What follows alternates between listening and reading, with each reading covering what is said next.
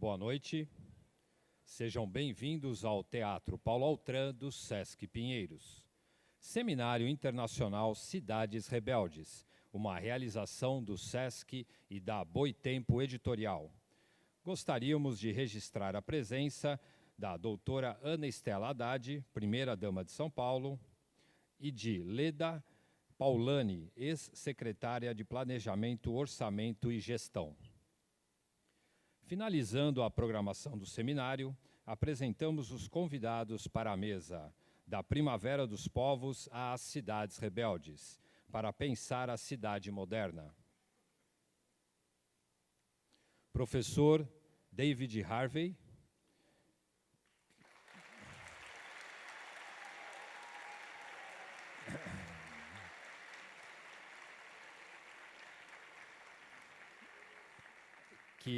que debaterá o tema com o excelentíssimo senhor Fernando Haddad, prefeito das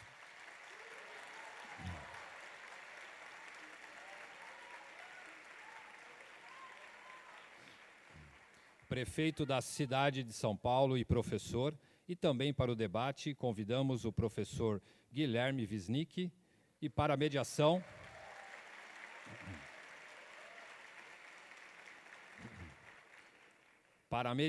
convidamos ao palco e passamos a palavra ao professor Flávio Aguiar.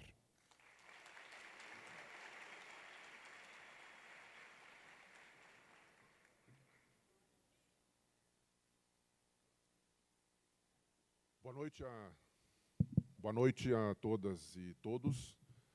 Eu quero convidar os membros da mesa aqui a passarem a mesa. Eu pediria ao Guile que sentasse aqui. Desculpa chamar de Guile, mas nós somos amigos desde que ele nasceu.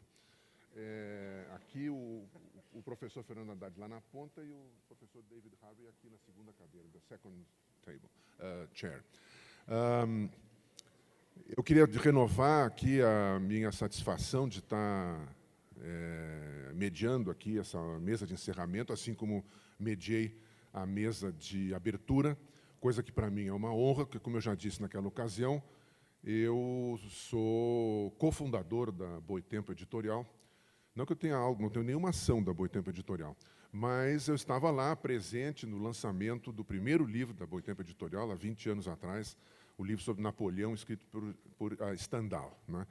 E, para mim, é uma grande honra participar de mais esta aventura, desta já, antes a gente dizia pequena, grande editora, eu já digo agora, essa grande editora que tem seu nicho já gravado, digamos, na história dos grandes movimentos editoriais do nosso país. Eu quero... dá para tirar isso aqui, né? Eu quero frisar também que, para mim, é uma satisfação especial estar nessa mesa aqui. Como eu disse, eu sou o professor Harvey, eu conheci, pela primeira vez eu encontrei, eu estava na plateia também, nós não conversamos, em Belém, durante o Fórum Social Mundial, que eu fui lá fazer a cobertura também para a Carta Maior. E o professor Guilherme Wisnik, que eu chamo de Guile, como eu disse, eu sou amigo dele desde que ele nasceu. Eu sou grande amigo do pai dele, fui grande amigo da família e tudo. Então, é uma amizade de longa data. E também o professor Fernando Haddad, que eu vou passar a chamar de professor. O professor Fernando Haddad é meu colega da Faculdade de Filosofia, Letras e Ciências Humanas da Universidade de São Paulo, do Departamento de Ciência Política. Quando eu passar a palavra para eles, vocês não estranhem a ordem que eu vou passar, porque eu vou passar assim, claro, o professor Harvey vai falar, né? Depois eu vou passar a palavra para o professor Fernando Haddad e depois para o professor Guilherme Wisnik. E nisso eu vou estar seguindo simplesmente o protocolo da Universidade de São Paulo, porque falam primeiro os professores mais antigos, depois os professores mais jovens. Muito obrigado. Eu queria também alertar... Não, pode bater, por favor, por favor. Obrigado. Eu queria também alertar, nós vamos seguir o protocolo da primeira mesa que eu mediei aqui. Quem estava aqui lembra, né? Fala primeiro o professor Harvey, depois eu passo a palavra para os debatedores, que tem 10 minutos cada um nesse primeiro momento. Depois eu devolvo a palavra para o professor Harvey depois eu devolvo a palavra para os debatedores, e aí passo a palavra para o professor Harvey, e, nesse meio tempo, vocês estarão diligentemente escrevendo as suas perguntas, com letra legível. Por favor, respeitem as minhas retinas tão fatigadas. Vou encaminhar as perguntas que chegarão até mim, e depois eu vou agrupá-las em blocos, aqui, como eu fiz da primeira vez, em blocos temáticos aqui, e vou fazer as perguntas que vierem a todos os membros da mesa. Todos terão a oportunidade de comentar esses blocos, que eu vou ter que selecionar. Qualquer problema de exclusão, não sei o quê, não vai ser culpa do capitalismo, nesse caso vai ser culpa minha mesmo, tá certo? Então, vocês poderão depois me xingar, dizer, professor não seguiu a ordem direito, não sei o quê, tá certo? Então, e também eu vou pedir aos membros da mesa aqui que procurem, que falem, mas que falem com moderação. Que respeitem os tempos declarados aqui, porque, como nós estamos aqui nessa ordem, eu não tenho como ficar dando sinal, olha, o tempo vai acabar e tal, a menos que eu, como eu disse na primeira vez, que eu comece a fazer micagens aqui, tossir, espirrar, coisa que não é o caso. Então, eu vou pedir que sigam estritamente assim o tempo. Então, sem mais atrasos, eu passo a palavra ao professor David Harvey.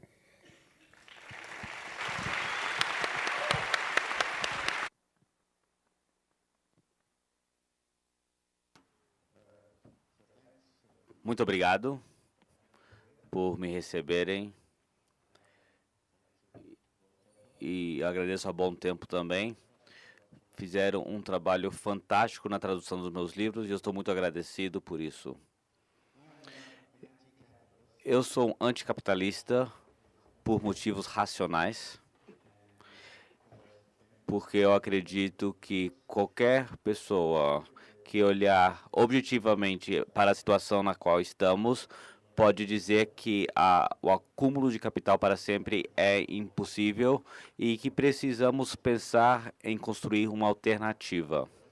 Também reconheço que as alternativas demoram para ser formadas e que a transição e as transformações revolucionárias são processos que podem demorar muito tempo.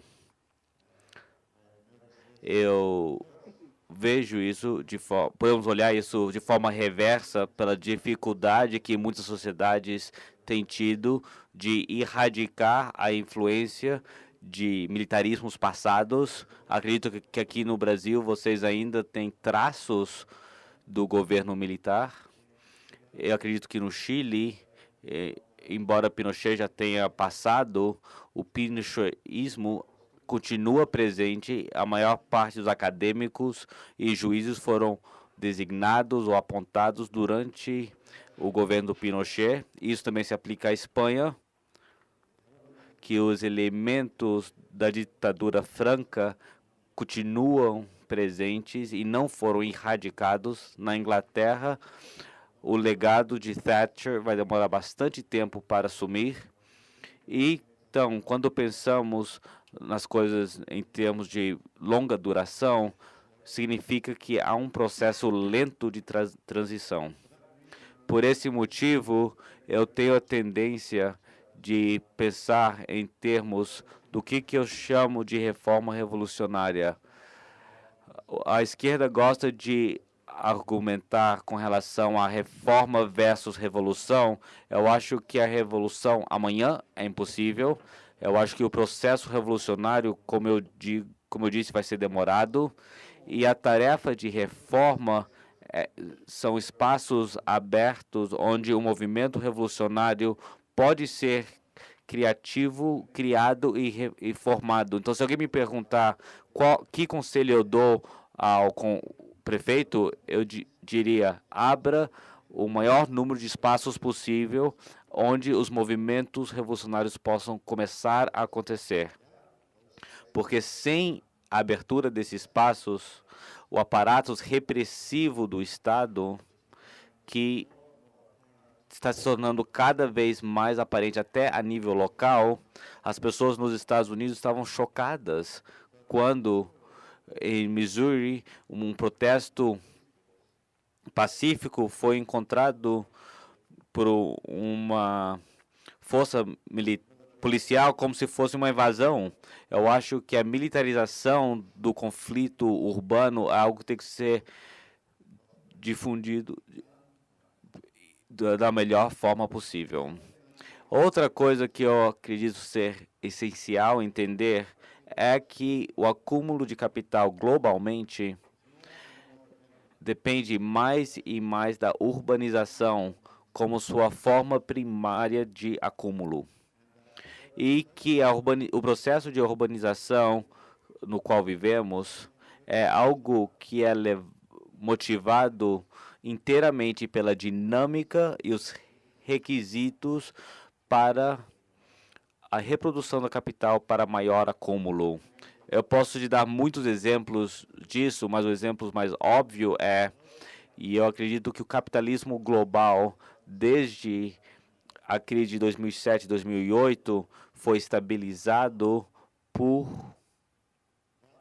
uma característica vital, e essa tem sido a hiperurbanização da China.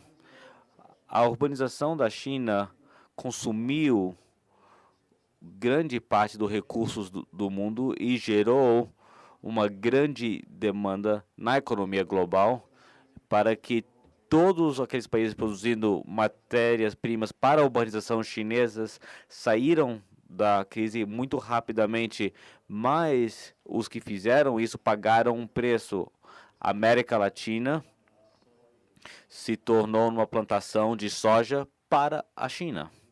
E agora vocês estão sofrendo as consequências ambientais disso. O Chile fornecendo cobre, Austrália, metais, saíram da crise devido à urbanização.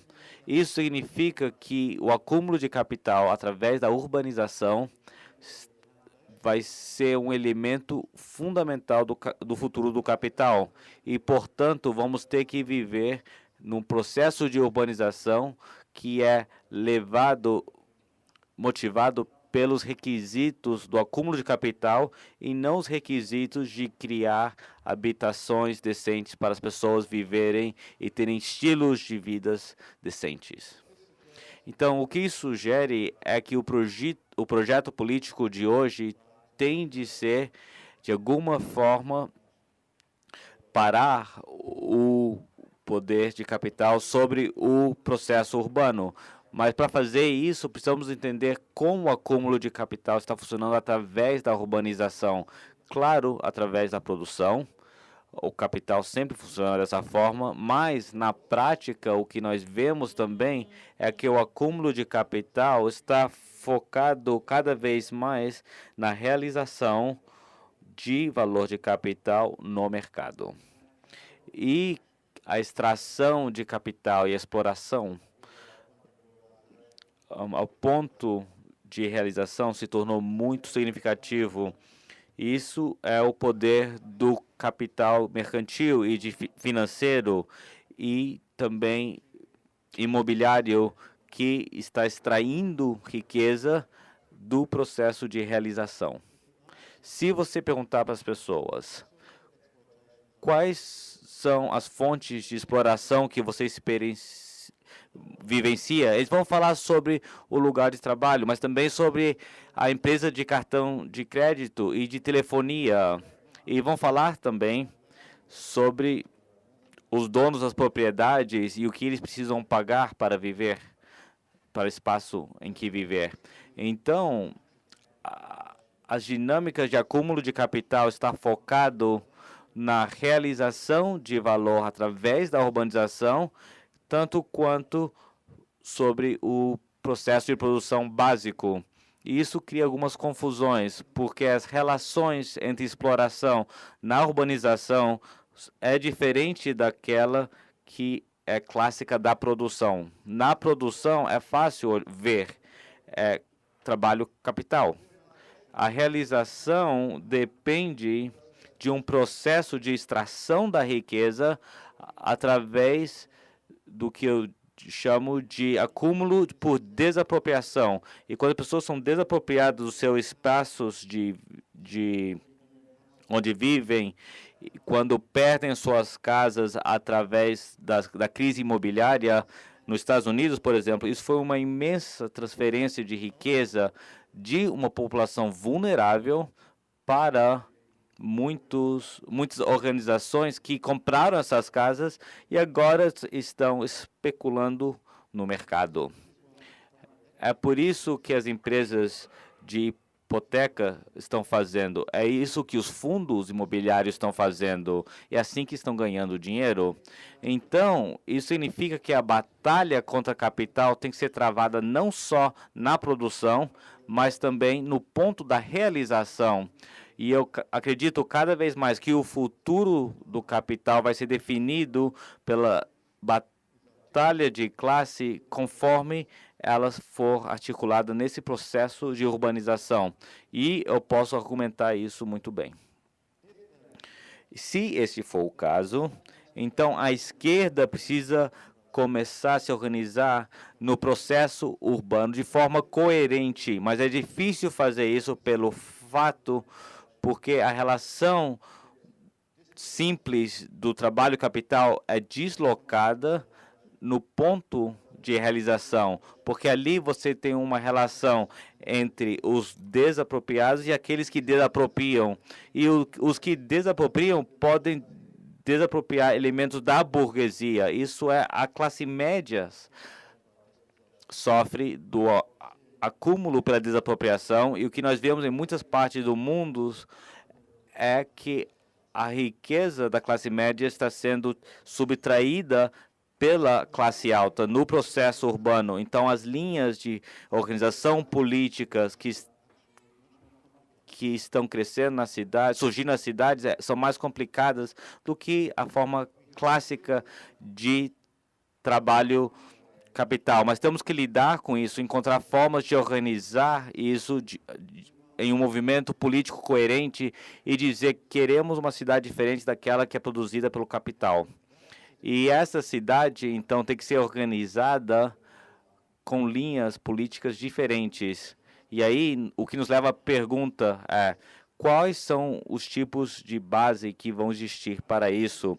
O meu argumento é que o que está sendo produzido hoje, uma população largamente alienada dentro de centros urbanos, e essas normalmente se comportam não necessariamente de uma forma organizada e racional, são passivas até algo acontecer, aí você tem uma expressão de fúria.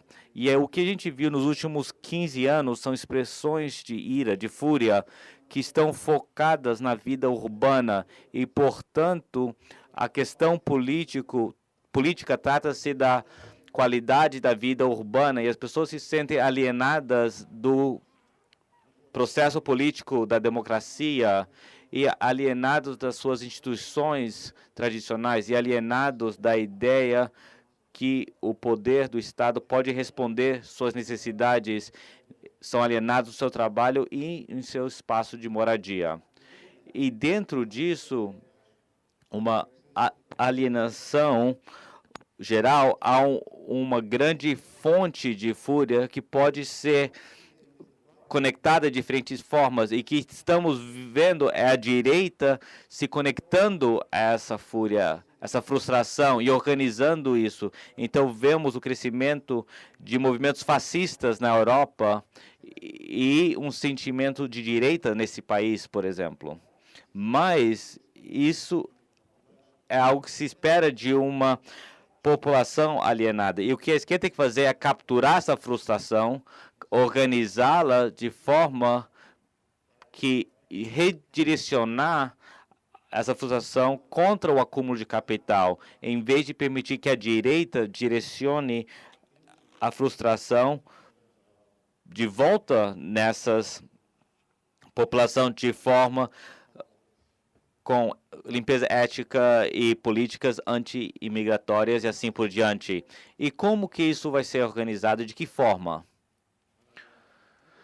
Eu acredito que é o caso que, se é verdade que a gente não pode depender mais do poder do Estado e os partidos clássicos, e me parece que vocês estão passando pelo momento Tony Blair aqui nesse país, que nós passamos na Inglaterra, que foi algo muito desconfortável para se viver, que nessas circunstâncias me parece que é vital começar a pensar em formas alternativas de organização coletiva.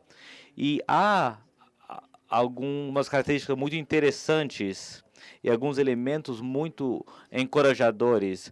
A nível municipal, por exemplo, nos Estados Unidos, Seattle e Los Angeles e algumas outras cidades votaram a ideia que uma renda de vida tem que ser o mínimo para qualquer pessoa que mora lá, e passaram uma lei que em Los Angeles até 2019 o salário mínimo vai ser $19 por hora em vez de $8. E isso é uma lei local que está transformando as coisas. O que vimos na Espanha é que as pessoas, o movimento Podemos e contra e pessoas desses movimentos se tornaram os prefeitos, não vindo das organizações políticas clássicas, mas de outras direções. O que nós vemos em outros lugares no mundo, experimentos com novas formas de organização. Uma que me fascina é como a população curda está reorganizando o governo militar, o governo onde as forças do ISIS têm, e eles estão criando uma forma de socialismo baseado em Mary Buchanan, com diferentes formas, confederacionismo, de forma que conecta diferente, como se fossem assembleias tomando decisões. Isso é uma forma alternativa de governo que está emergindo, que é muito mais democrática, muito mais flexível, como ela se relaciona às diferentes condições, e muito mais dinâmica em sua capacidade de absorver ideias radicais. E o movimento curto acabou de ter uma grande vitória eleitoral, fazendo uma aliança com o movimento feminista, o LGBT, o movimento LGBT também, e outros movimentos. Então, é um processo que começou um parque que levou à reabilitação na população, que as coisas poderiam ser diferentes, e isso está se refletindo na eleição, que está afastando um governo autoritário que estava sendo criado. Então, há formas de aprofundar a democracia, há formas de fazer isso, mas não necessariamente através dos canais tradicionais, porque esses canais, de muitas formas, foram bloqueados. Perdemos fé no Estado. O problema com o Estado é o seguinte, que mesmo que você tenha um excelente político, que seja um prefeito, não estou falando de ninguém em particular, eles não podem administrar devido à burocracia o que eles querem fazer, porque a burocracia é muito boa de evitar que as coisas aconteçam e tem sua própria agenda, e, portanto, é muito difícil mobilizar o aparato do Estado com tudo isso. Você vai ter que sair disso, mas o Estado pode ser um parceiro importante. Eu não acredito que o aparato do centro seja o centro da revolução, da transformação revolucionária, mas pode ser uma parte disso. E isso que um prefeito revolucionário deve fazer, e ser um bom parceiro, criando estruturas alternativas dentro das cidades, ajudando a estabelecer comunidades e desenvolver formas alternativas de assembleias pelas quais a democracia pode ser a profundidade no território. Esse é o tipo de imaginação que precisa ser mobilizado num outro processo urbano, que vai nos levar numa direção onde os valores que as pessoas querem são mais significativos do que os valores de troca que estão sendo trocados, porque o sistema de troca de valores é para extrair riqueza do sistema urbano. E o que nós vimos em 2007, 2008 é que em todos os países que saíram dessa crise, sempre que saiu da crise, quem saiu melhor foi o 1%. O 1% aumentou sua riqueza e seu poder desde 2007, 2008. Na verdade, você ouve eles falar, olha, você nunca desperdice uma boa crise. E eles fizeram muito bem. Agora estamos vivendo num mundo que é governado por oligarcas. Poder oligárquico.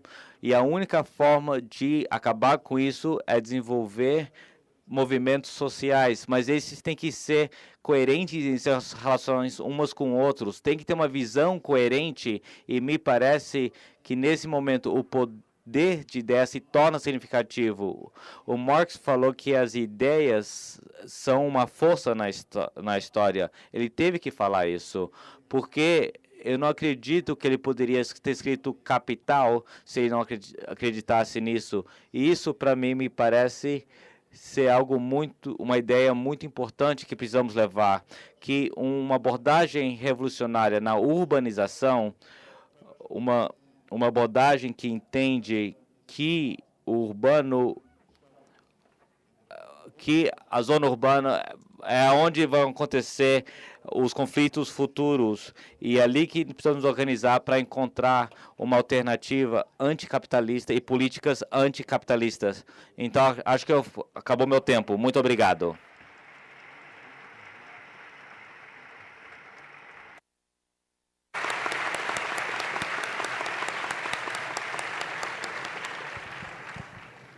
Eu estou com a impressão que nós vamos decolar. Que está assim né? Apertem os cintos aí, por favor, certo? Porque tá.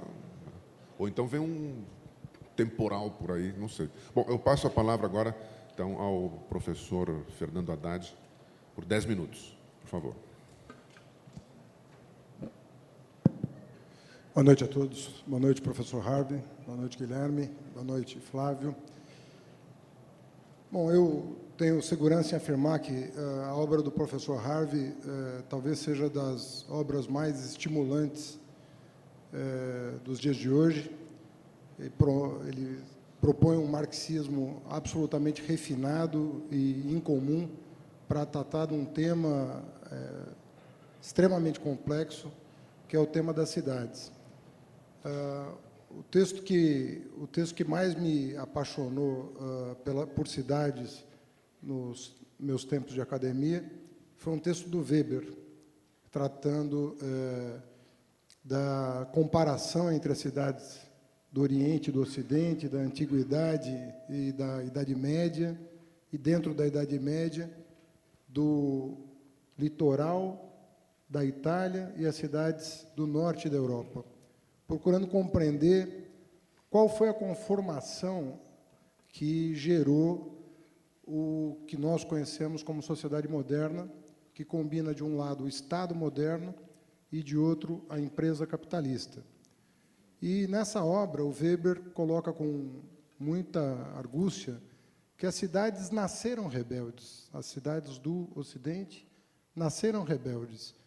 E a combinação virtuosa entre cidade e Estado nacional foi aquela que, de certa forma, diminuiu a autonomia e a autocefalia das cidades em proveito de um projeto nacional, a partir do qual Estados nacionais começaram a competir entre si, forjando o que nós chamamos de capitalismo, que é essa engenharia entre poder e dinheiro que promove a competição entre Estados e, dentro dessa ordem interestatal, a concorrência intercapitalista na produção de mais-valia.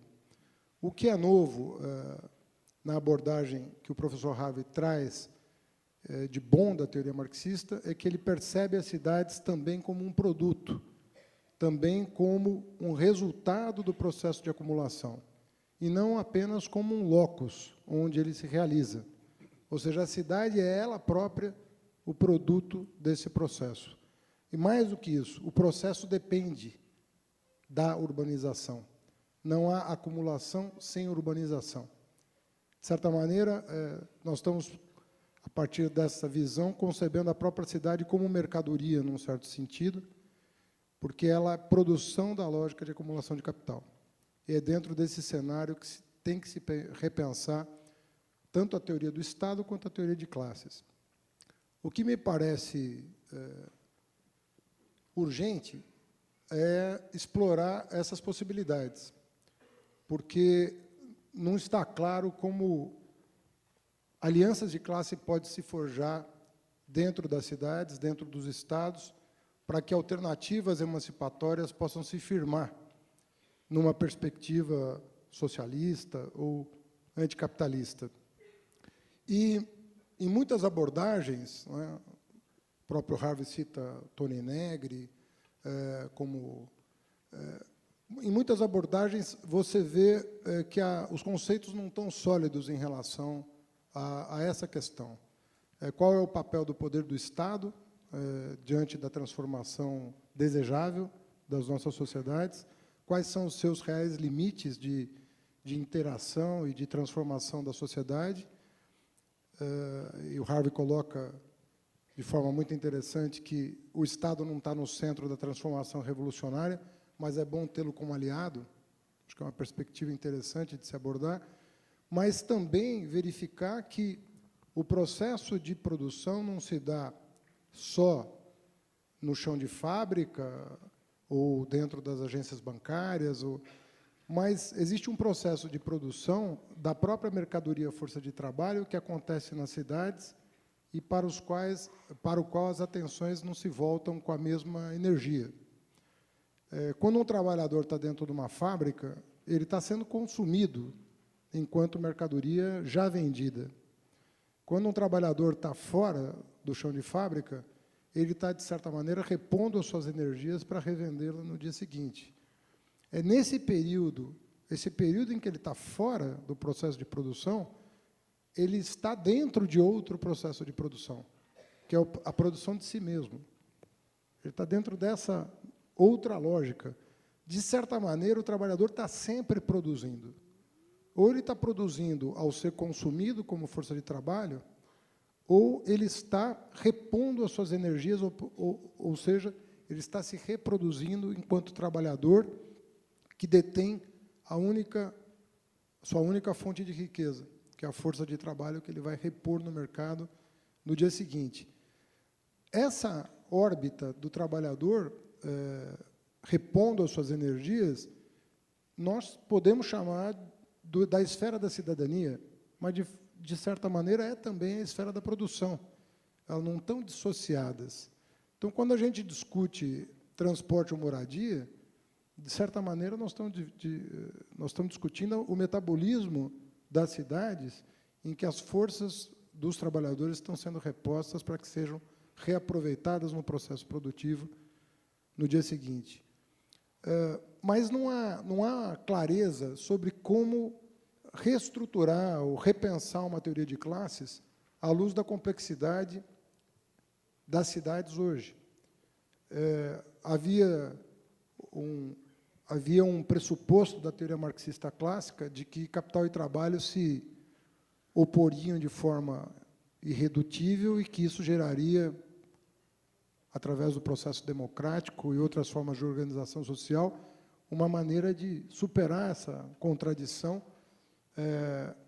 mirando uma sociedade emancipada.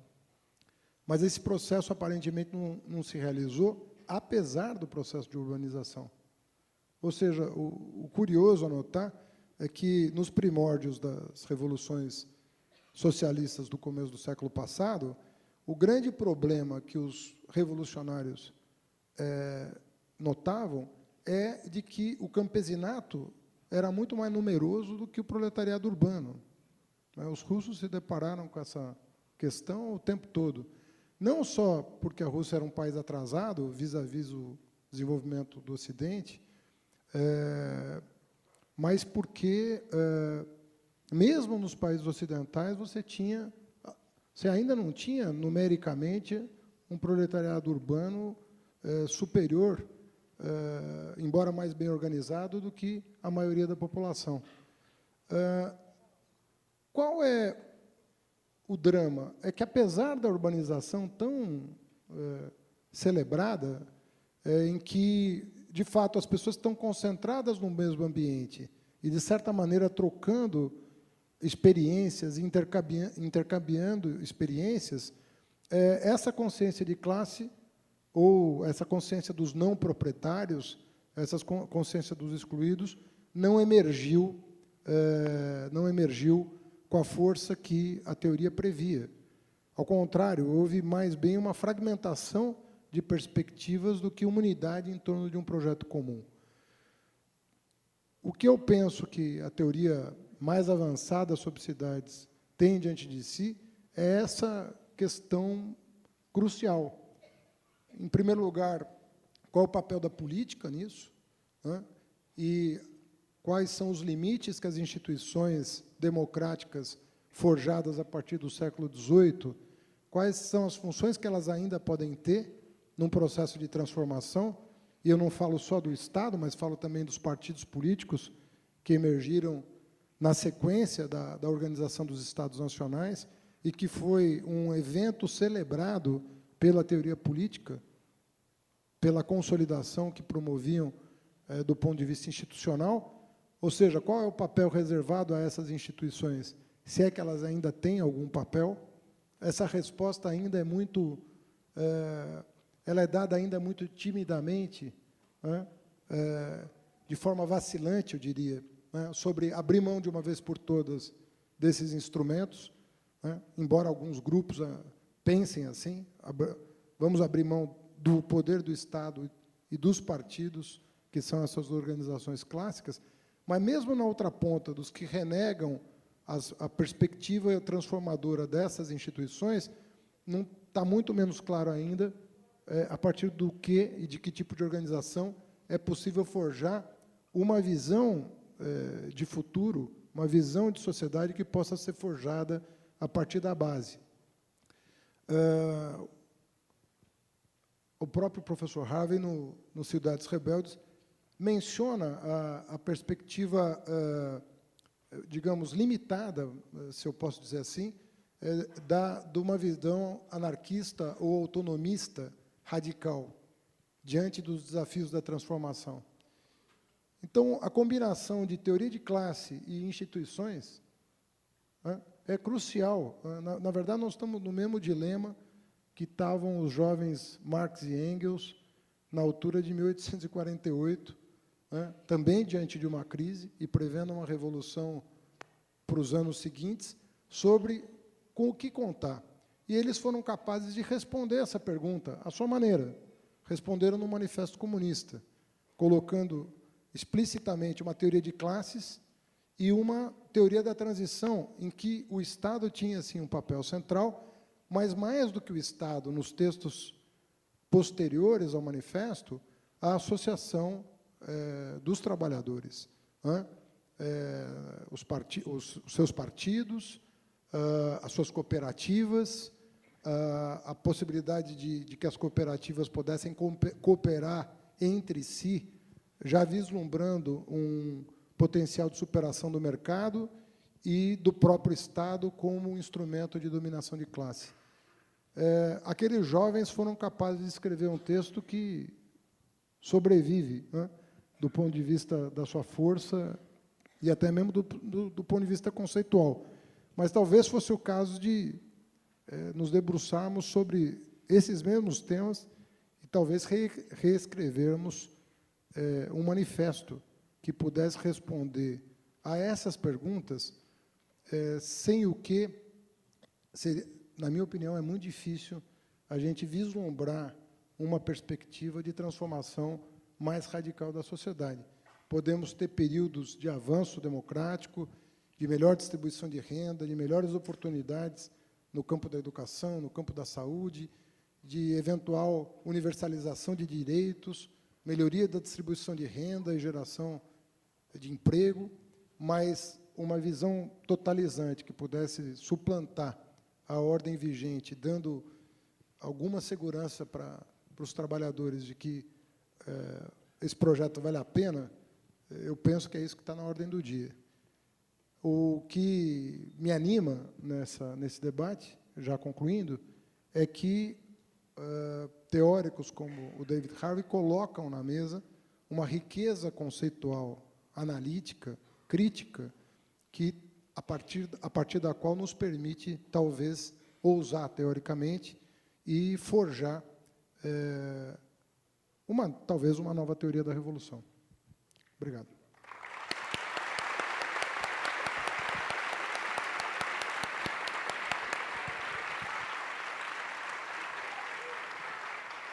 Então, eu passo a palavra ao professor da Faculdade de Arquitetura e Urbanismo da Universidade de São Paulo, Guilherme Wisnik. Obrigado, Flávio. Boa noite a todos. Eu queria começar dizendo que, para mim, é um imenso prazer participar desse encontro na companhia de pessoas que eu tanto admiro. E queria pedir ao Flávio que, se eu passar dos 10 minutos, para você tossir, sim. Tá? Então, eu vou tentar ser breve e tentar partir para o que eu considero o ponto crucial para comentar nessa mesa. O professor David Harvey é um pensador, como acho que todos vocês sabem aqui, dos mais importantes da contemporaneidade, e é um pensador cujo espectro de análises é imenso, né? E que envolve desde uma revisão minuciosa das teorias marxistas até também questões importantes e muito influentes nas últimas décadas sobre o pós-modernismo, ou então sobre a relação justamente entre o pós-modernismo na cultura e o dito capitalismo tardio na economia, e a passagem do Fordismo à chamada acumulação flexível como como um fator explicador, né, de uma conexão entre cultura e economia que é muito importante para nós. Mas esse não é o ponto que eu queria comentar aqui. O ponto sobre o qual eu vou me deter é a importância do urbano na visão de David Harvey sobre o capitalismo contemporâneo. Então, o lugar central que a cidade e o urbano desempenham na sua interpretação do funcionamento do nosso mundo, né?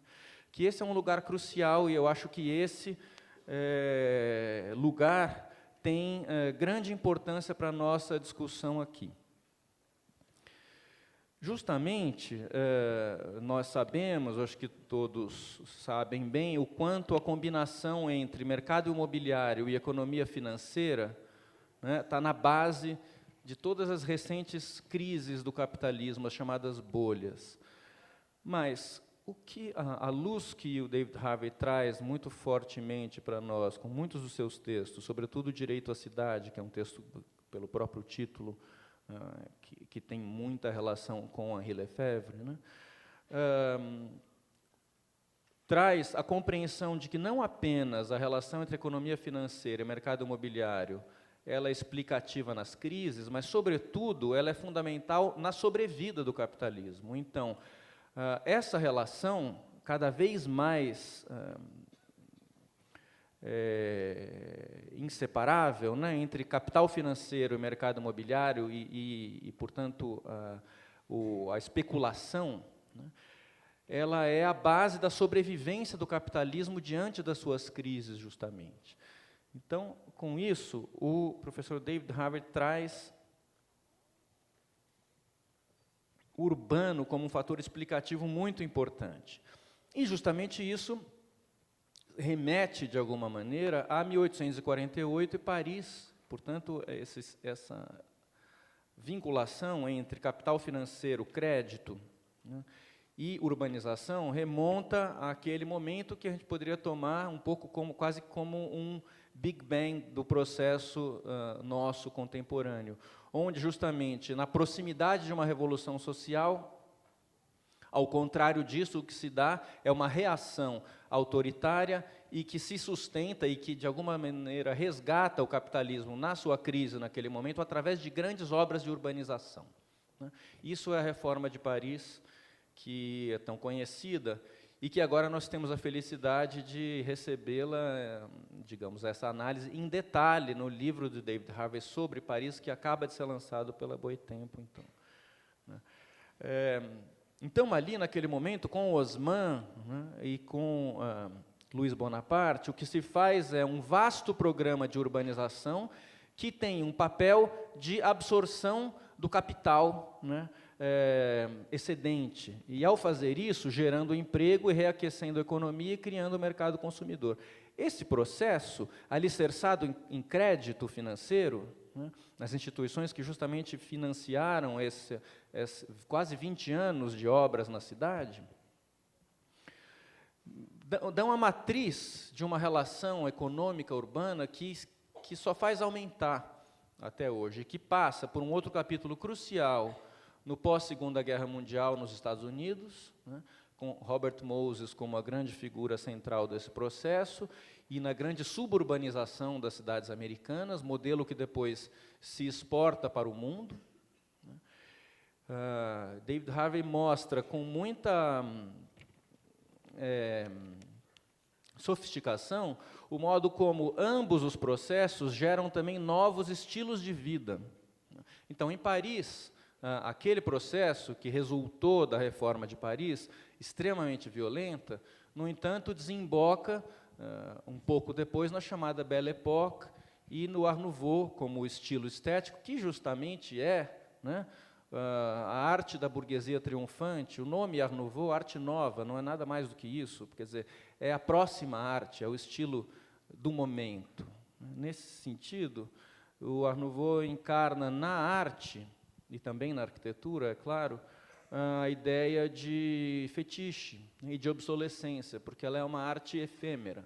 Ela é feita para durar pouco. Os próprios objetos que o Art Nouveau produz, que viram signos de distinção social, eles gastam rápido. Então, essa ideia de uma cultura efêmera baseada na obsolescência tem também a sua matriz ali. E no momento, no outro estágio dessa história, nos Estados Unidos do pós-Segunda Guerra Mundial, também é um novo estilo de vida que está sendo gestado. É a vida do subúrbio de classe média, com os gadgets de consumo e os eletrodomésticos e o automóvel, né? Então, são dois momentos muito cruciais numa transformação da relação econômica urbana e no modo de vida cotidiano que está alicerçado nessa relação econômica muito forte. E, então, e tudo isso aponta para o mundo contemporâneo, né?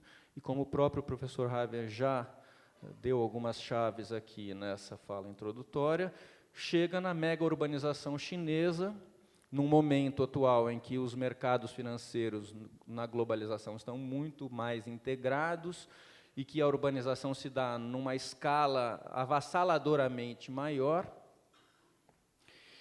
e que, de certa maneira, o que tem, então, sustentado o funcionamento do capitalismo em seus momentos de crise, de superprodução recentes, né, tem sido justamente essa combinação entre urbanização, a economia da urbanização e a indústria bélica, né. Digamos, esses dois vetores têm sido responsáveis, pelo menos desde o fim da Segunda Guerra até os tempos recentes, por essa estrutura do sistema capitalista. Acontece que... Quanto tempo eu tenho ainda? Hã? 5 minutos. Tá bom. Acontece que... E agora eu já estou, enfim, eu acho que misturando um pouco as questões que eu li em David Harvey com pensamentos que eu desenvolvi a respeito, né? O que me parece é que, com o fim da Guerra Fria, e com, então, o substantivo declínio do papel da indústria bélica na economia mundial, ainda que, né, as guerras, várias guerras se mantenham presentes, mas o desempenho da indústria bélica no sistema como um todo declina, e a urbanização, então, assume quase que sozinha esse papel de manutenção de um sistema em crise perpétua, né? Portanto, há uma inflação do papel da urbanização no sistema capitalista contemporâneo, no qual a China desempenha um lugar crucial. É bom lembrar que a urbanização da China é muito recente, né? E da Ásia como um todo. Então, nesse ponto, eu queria retomar um outro conceito que é também fundamental nos textos de Harvey, que é a destruição criativa, que é um termo que remonta ao século XIX e aos pensadores e artistas justamente que entenderam a modernidade como um processo de destruição criativa, como em Marx, por exemplo, né? A ideia que tem em Marx, no Capital, a frase do Marx, de que a violência é a parteira de toda a velha sociedade que traz no seu ventre uma nova. Quer dizer, os processos violentos são necessários no sentido de engendrar, de uma forma criativamente destrutiva, o novo, e o novo é a própria modernidade em gestação. Em Nietzsche, isso também pode ser encontrado, não é o caso de explicar isso agora aqui, mas, de alguma maneira, o que está suposto é a ideia de que, para os modernos do século XIX, a ideia de modernidade continha um sentido paradoxal de processos violentos que engendram uma transformação revolucionária. Agora, o que me parece é que, na chamada hiperurbanização atual, que tem a China como seu epicentro, né, esses processos violentos perderam o seu componente criativo, ou já perderam há muito tempo, né? Talvez desde justamente as 2 guerras mundiais.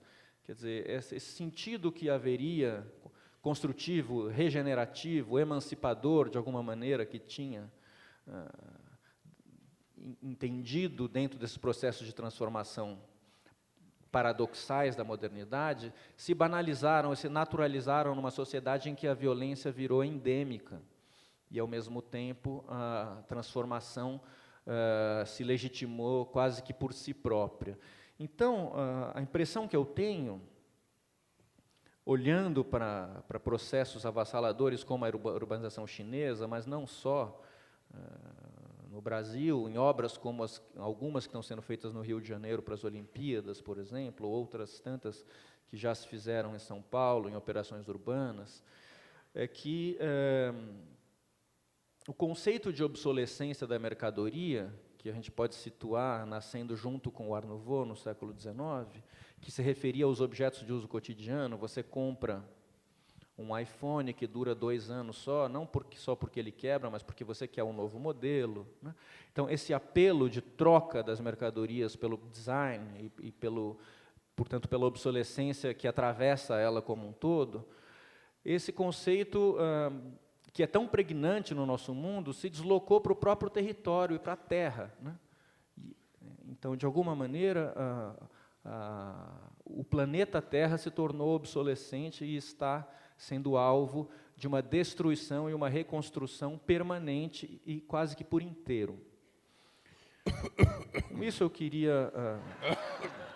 o que eu ia dizer, que eu ia encerrar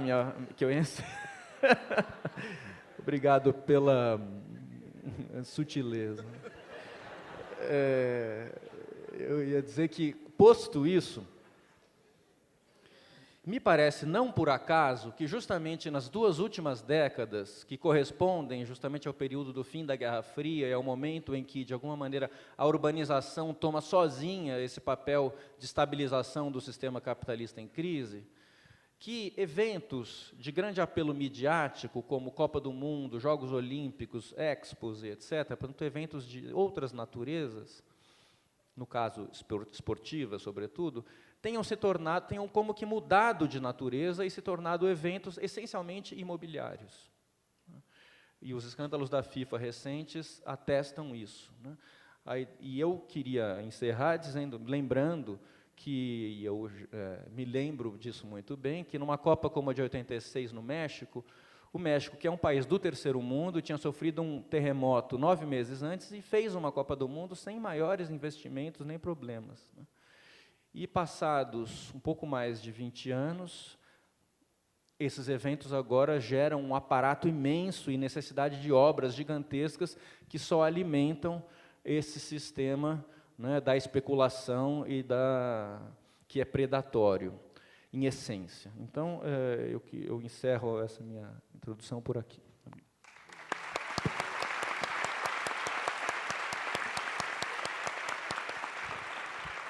Eu passo a palavra, então, eu peço perdão pelo pigarro aqui, mas está realmente... aliás, eu queria assinalar que há uma diferença entre a primeira noite que eu tive aqui e essa aqui. Devido à mudança de tempo agora, eu ouvi vários pigarros e tossidas também aqui, que não estavam presentes na primeira noite. Eu passo a palavra novamente ao professor Harvey, então, para seus comentários.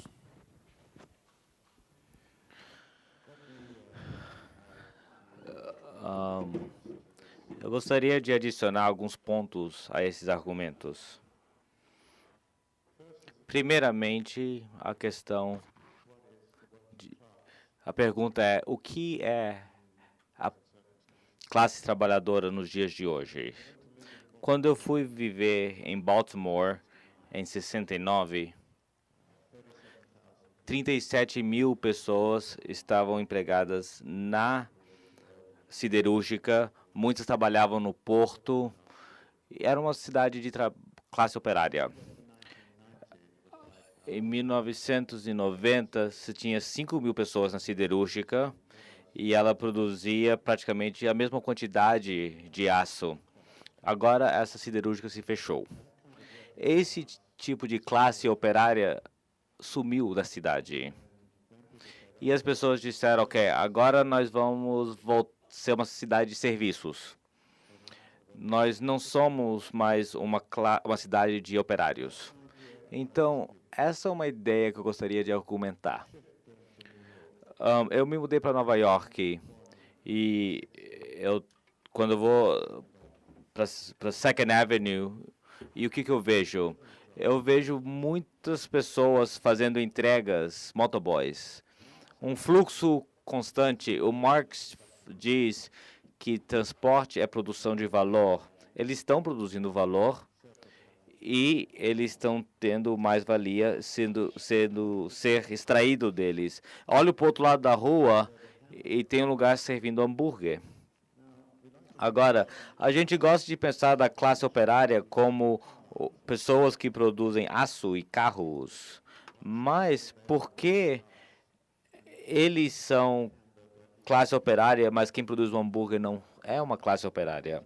Na verdade, todo aquele pessoal fazendo hambúrguer produzem valor e tem mais valia. E toda a indústria de serviço é assim também. A coisa interessante sobre a indústria de restaurantes é que, na sua maioria, os donos não ganham muito dinheiro, porque eles pagam tanto em aluguel que quem ganha o dinheiro é o pessoal que tem os imóveis. Eles ganham dinheiro e não os produtores. E muitos donos de restaurante, eles trabalham até quase morrer só para pagar o aluguel. E o que mais que eu vejo no Second Avenue e 86? Eu vejo os trabalhadores que trabalham para a empresa de energia colocando os cabos, eles estão produzindo valor de mais-valia. E do outro lado você tem o pessoal do telefone fazendo a mesma coisa, colocando os cabos. Eles estão produzindo valor e mais-valia. Eu vejo pessoas montando andaimes para consertar um prédio. Eles também estão produzindo valor e mais-valia. E tem pessoa que está tirando os andames do outro lado da rua. Eles também estão fazendo a mesma coisa. E você pode seguir isso, e o que você vê ao seu redor é uma grande quantidade de produção de valor e de mais-valia na vida urbana pela classe trabalhadora. E essa é a classe trabalhadora de uma cidade típica da América do Norte. É muito difícil organizar. Não se encaixa com a ideia do trabalhador da fábrica, da indústria, e isso é algo que a esquerda precisa entender, que essa vai ser a classe operária que vai ter que ser a vanguarda da transformação radical. E a pergunta é, como que essa classe pode ser organizada? É extremamente difícil, se não impossível, organizar essa classe trabalhadora no ponto de produção. Vai para cada restaurante? Você vai para cada motoboy? Isso é muito difícil. Mas há outra forma de se fazer isso.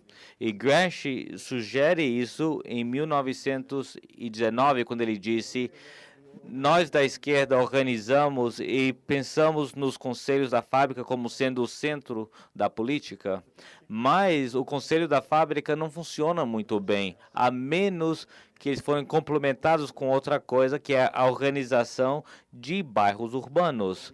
Porque nos bairros urbanos você tem todos esses elementos juntos, reunidos, morando lá. E, na verdade, você tem não só alguém que trabalha numa siderúrgica, alguém que faz carro, mas também o cara que vai à rua, o cara que prepara o hambúrguer, que trabalha no restaurante, o cara que coloca o cabo do telefone. E, na verdade, Gramsci fez um comentário interessante. Ele falou: uma organização territorial tem um melhor entendimento de toda a classe operária do que você tem organizando assembleias de uma fábrica que dá uma ideia da classe operária naquela indústria apenas. Os sindicatos são bons de organizar no lugar de produção, mas não entendem o interesse de toda a classe trabalhadora. Na verdade, o sindicato muitas vezes acaba sendo uma barreira para a política de classe, no sentido do que é necessário para toda a classe operária. Então, Gramsci sugeria essa segunda forma de organização, que seria no bairro. E agora eu acho que esse deveria ser a primeira forma de organização, a principal. E se essa for a forma primária de organização, vai ser uma organização que entende a condição de toda a classe operária, não importa aonde essa força é empregada, seja bancos, transporte, motorista de táxi, pessoas que trabalham nos restaurantes e assim por diante. E desta perspectiva, portanto, para mim, a estratégia de território da luta das classes, como que você organiza o território da cidade? E foi falado antes que uma das coisas que os anarquistas têm uma melhor tradição em fazer do que os marxistas é a organização de bairros. Eles têm uma melhor ideia de se incutir na vida diária das comunidades e pensar em formas e tentar encontrar uma existência não alienada no mar de alienação. E isso me leva a um ponto muito interessante, que há muita mobilização acontecendo nas cidades que acaba acontecendo com base em princípios anarquistas. E isso é muito difícil para marxistas reconhecerem e entenderem. Eu, na verdade, concordo bastante com um anarquista do passado, Mary Bookchin, que disse que eu acho que o futuro da esquerda depende muito de reunir o melhor da anarquia e o melhor do marxismo, e a menos que essas duas perspectivas anticapitalistas consigam se unir num processo político, a esquerda vai falhar. Está fadada a falhar. E isso foi uma das coisas que ele escreveu nos seus últimos papéis. Ele falou isso da anarquista, da sua tradição anarquista, que ele não gostava do anarquista dogmáticos. Eu tenho dificuldade com os marxistas dogmáticos. Os anarquistas dogmáticos e marxistas têm que ir para o inferno.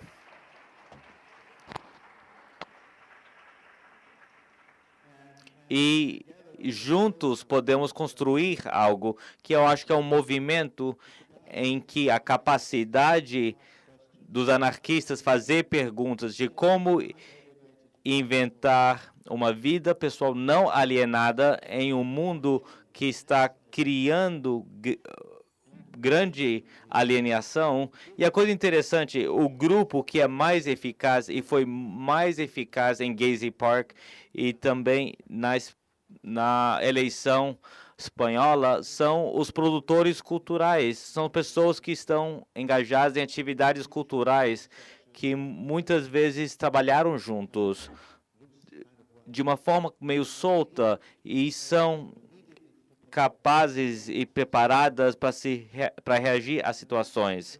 E eu acho que isso, para mim, é uma das coisas que você vê acontecendo dentro da vida urbana. Você encontra nichos na vida urbana onde pessoas estão organizando essas coisas de forma diferente e associando-as para criar um processo político, e precisamos pensar em como fazer isso.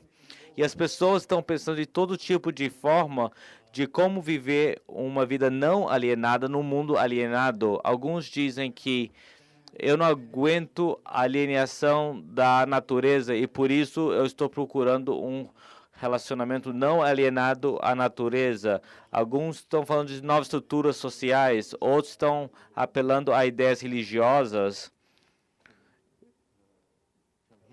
e coesões religiosas para construir uma alternativa. Então, há várias buscas por alternativas dentro da cidade que são contínuas. Você vê em fábricas recuperadas, economias solidárias e assim por diante. Então, nesse sentido, há uma semente para o ativismo político. E eu acho que precisamos dar um passo atrás, olhar e ver quais são essas sementes e como podemos ver isso como um movimento em massa. Porque são dessas sementes que coisas tipo o Gezi Protest pode nascer. E são as sementes que podem levar as pessoas para as ruas, onde eles podem vivenciar diferentes relações sociais, novas formas de viver, novas formas de ser e novas formas de construir alianças entre forças políticas radicalmente diferentes. Esse é o desafio da esquerda e que a esquerda precisa confrontar. E nós vemos isso acontecendo. E é muito interessante nas eleições na Espanha e em algumas cidades americanas e também em muitas outras partes do mundo. Então, para mim, esse é um momento muito positivo, porque eu acho que essa nova forma de fazer política pode dar certo. Mas a esquerda, curiosamente, é muito conservadora. Ela não quer largar suas ideias.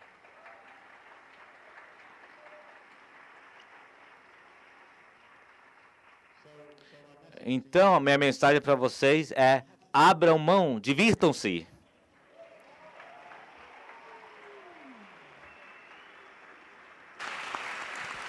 Obrigado.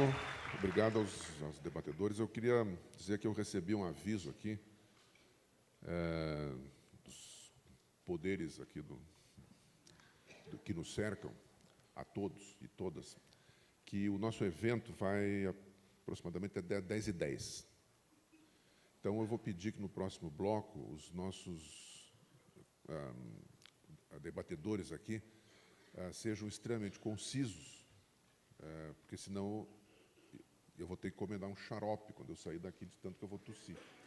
Então, eu vou pedir realmente concisão nesse próximo bloco para que nós possamos entrar nas questões levantadas pelo público aqui. Então, eu passo a palavra agora, mais rapidamente, primeiro para o professor Haddad, depois para o professor Guilherme Wisnik.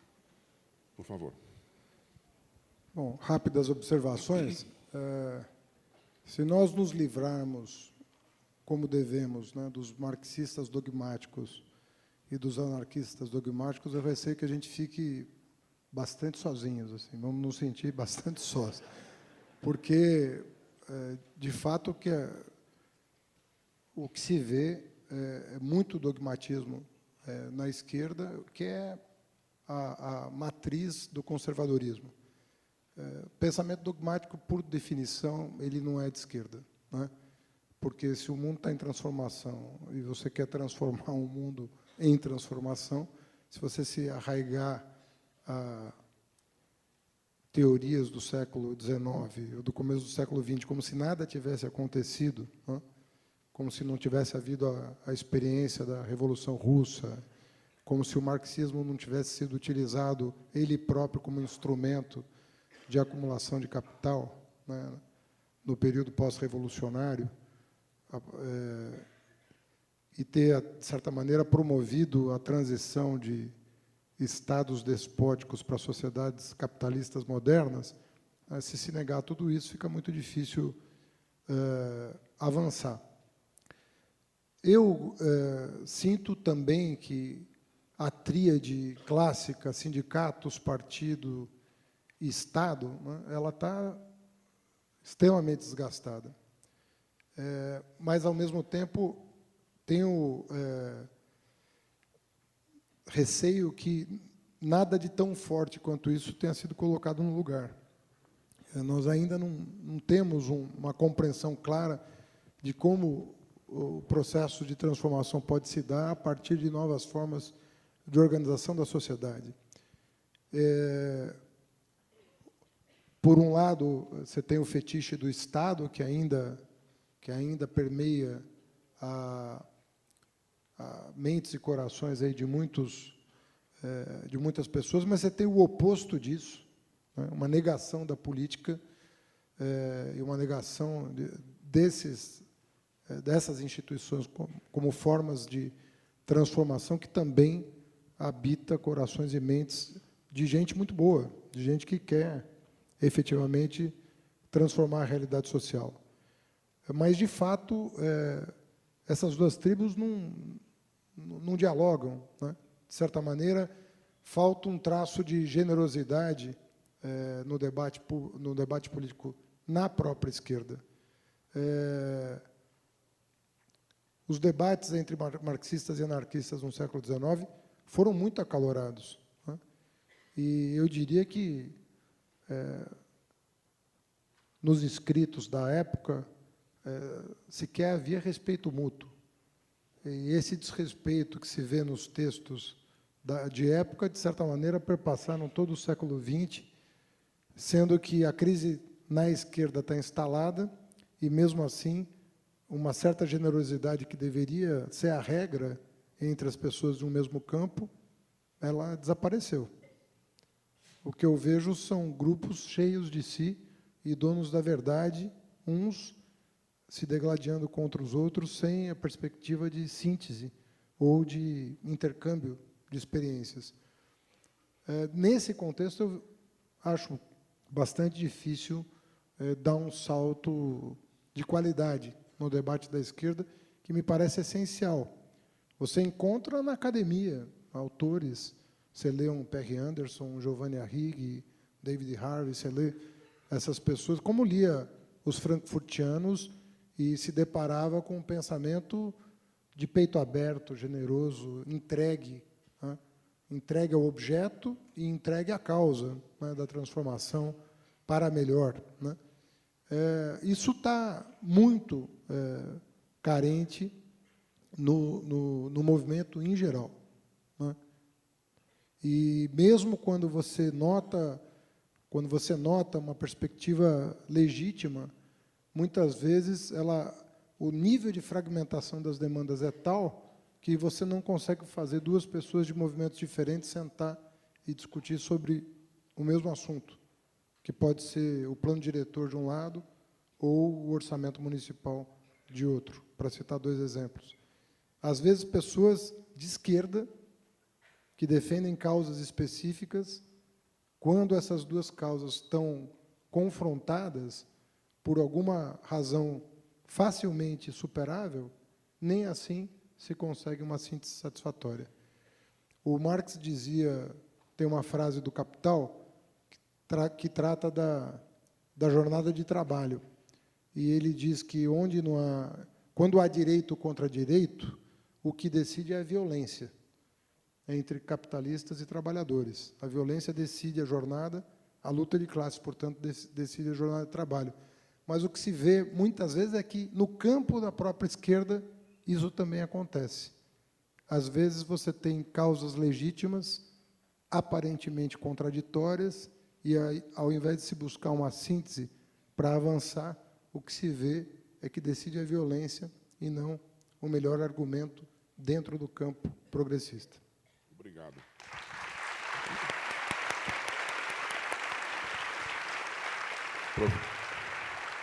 Professor Wisnik, mais alguma observação? Obrigado. Eu vou, então, procurar aproveitar esse tempo curto que eu tenho agora para fazer uma pergunta ao professor Harvey, e talvez uma ou duas, ou uma pergunta e uma colocação. Considerando, inclusive, a citação que o Fernando Haddad fez agora sobre o Giovanni Arrighi, né, me parece que o livro O Longo Século XX, do Giovanni Arrighi, é um dos livros mais interessantes e luminosos sobre a interpretação do Estado do mundo contemporâneo, mas justamente em ciclos longos, como o próprio título diz, né? E, para tratar disso, ele explica o funcionamento do capitalismo desde a sua origem, através de 4 ciclos, que seriam o primeiro, o ciclo genovês-veneziano, depois o ciclo holandês, depois o Império Britânico e, finalmente, o Império Americano no século XX, que, quando ele escreve o livro, em 1994, se anuncia como um império em crise, ou um ciclo infinal. O Arrighi explica o funcionamento desses ciclos capitalistas, que são longos, por um mecanismo que seria, basicamente, eles se definiriam, num primeiro momento, por um processo de expansão da produção e do comércio, que é o seu apogeu, e depois por um momento de declínio, que é o período financeiro, que é onde o capital se desloca para a financiarização e para a abstração. Então, no momento em que isso acontece, segundo Arrighi, já é o declínio do ciclo, né? E é curioso que, quando ele lança esse livro em 94, não se sabia ainda muito bem que império sucederia o Império Americano. O que se supunha já é que o Império Americano estava em colapso, mas a suposição que ele tem ali no livro é o Japão. É curioso ler isso agora, né? Mas, quer dizer, não há menção à China, em 94, naquele livro. Mas o que eu queria perguntar, na verdade, sobre isso é se essa interpretação do momento financeiro como um apogeu, se você acha que ela permanece válida, ou se, na verdade, a financiarização já consumiu o sistema como um todo e se tornou hegemônica quase que ad eterno. É isso. Obrigado.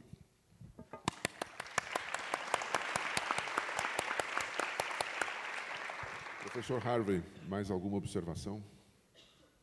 Please. Sim, sobre esse tema específico, o que você tem que entender é que, de fato, o capital está sempre se expandindo e se expande a uma taxa composta. Então, e isso se dá porque o capital começa o dia com um certo dinheiro, vai ao mercado, compra força de trabalho, etc. E depois que entra na produção, cria uma commodity, e no final, esse aí dá aquele ágio que ele ganha, aquele lucro. Então, cada vez, no final do dia, ele tem mais do que tinha no início do dia. E esse é mais, esse ágio, né? E o reinveste para que seja mais no final do segundo dia. E isso é a dinâmica do capital, e explicada de forma muito simples. E à medida que ele vai crescendo, vai aumentando em escala, o que o Giovanni falava, muito forte, que era a organização territorial. Então, a existência de algum poder hegemônico que tinha o poder. Obviamente, inicialmente, foi Gênua, na Veneza, e aí foi para os Países Baixos, depois a Inglaterra, depois os Estados Unidos. Essas mudanças exigem que o capital seja facilmente movimentável, e por isso que refinanciamento é interessante, é porque dinheiro é a forma mais móvel de capital e produção não. Dinheiro você pode colocar em qualquer lugar, tipo uma borboleta. A comodidade, ele se rastreia, os commodities, e a produção é mais difícil, porque o capital se acumula através da capital. Então, ele é financiado porque a possibilidade de expandir, você é mais rápida, aí a forma mais móvel do capital desindustrializou os Estados Unidos e grande parte da Europa, levando a indústria para a China, para Bangladesh e todos aqueles países, e e foi necessário o capital de financiamento. E agora a pergunta é, o que vem para frente? A gente está criando uma configuração hemogênica com os Estados Unidos, NAFTA e tudo isso, Europa e talvez na América Latina.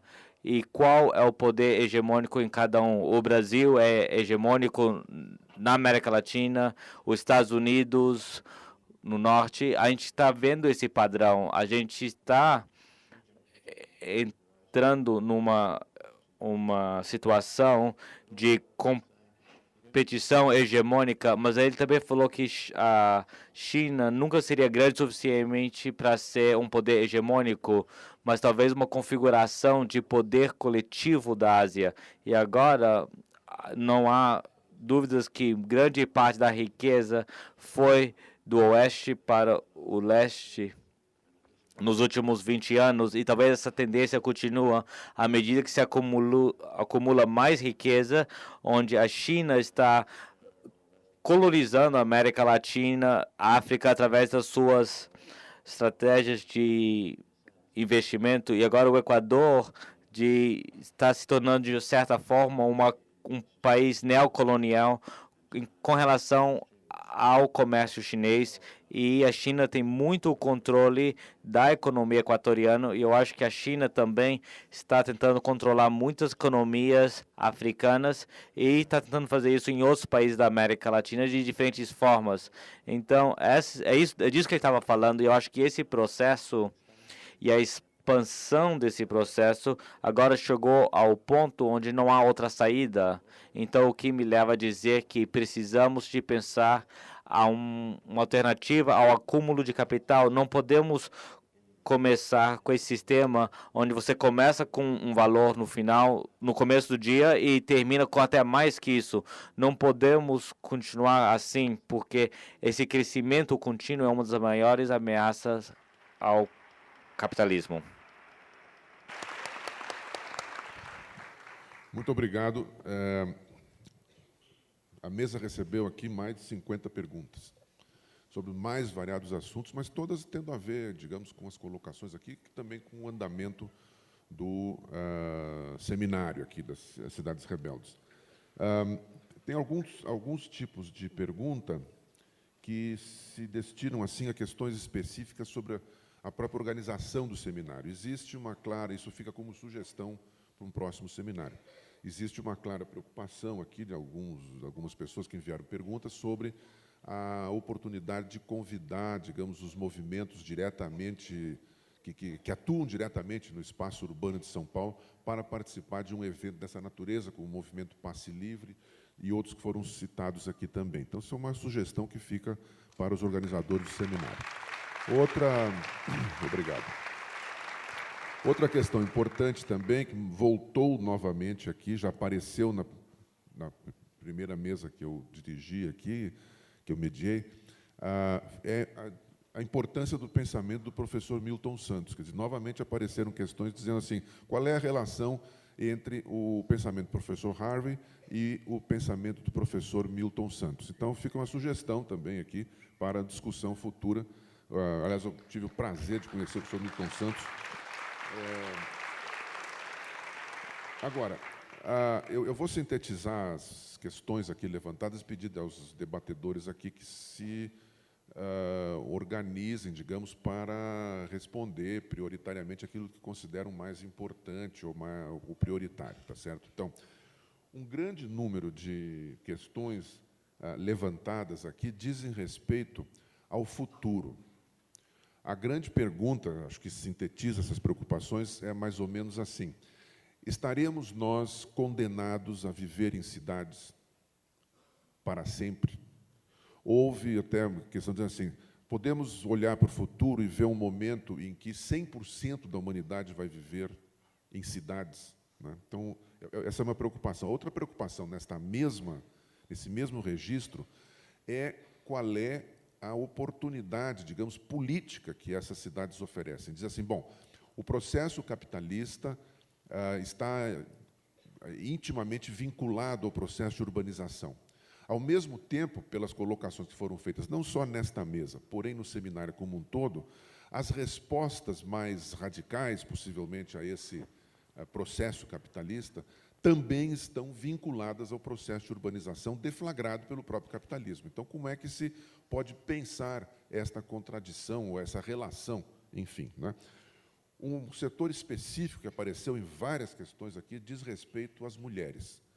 Quer dizer, qual é o papel das mulheres, qual é o papel do poder público em relação à proteção, à promoção do direito das mulheres. E aí, nesse ponto, eu queria dar até um depoimento pessoal. Eu estive no Fórum Social Mundial, na sua edição realizada na Tunísia, em 2013, e eu fiquei absolutamente siderado, constatando que, passando por cima das limitações dos movimentos, inclusive sindicais, que eram muito importantes, e de muitas ONGs, inclusive, a verdadeira solidariedade internacional, inclusive entre a África saariana e a África subsaariana, estava sendo construída pelos movimentos das mulheres, que passavam por cima, digamos, dessas limitações nacionais, de gênero, etc. Isso então, é uma preocupação constante aqui. Uma outra preocupação que aparece, eu diria da seguinte forma, eu colocaria da seguinte forma, existe uma tensão, né, na relação, ao mesmo tempo que pode existir uma colaboração entre os movimentos sociais e o Estado, aqui no caso nós estamos discutindo mais o Estado, a manifestação, o espaço local do Estado, no caso, o poder municipal, etc., existe uma tensão nessa relação. Muitas vezes, poderes públicos têm tendência também a criminalizar certos movimentos, ao invés de ter uma relação criativa com esses movimentos. Então, essa também é uma preocupação constante aqui, quer dizer, como que os poderes públicos, e no caso o poder público local, pode promover também, auxiliar a promover, ou neutralizar, pelo menos, essa tendência à criminalização desses movimentos. Tá certo? E também como que pode se avançar, digamos assim, nesta junção, né, de perspectivas, nessa aproximação de perspectivas. Por fim, eu queria colocar aqui uma preocupação que também veio aqui, porque, por exemplo, várias perguntas falando dos imigrantes que estão chegando à cidade de São Paulo, particularmente aqui no caso os haitianos, embora vamos lembrar também os bolivianos, equatorianos e outros que chegam também de outros lugares do planeta, enfim, né?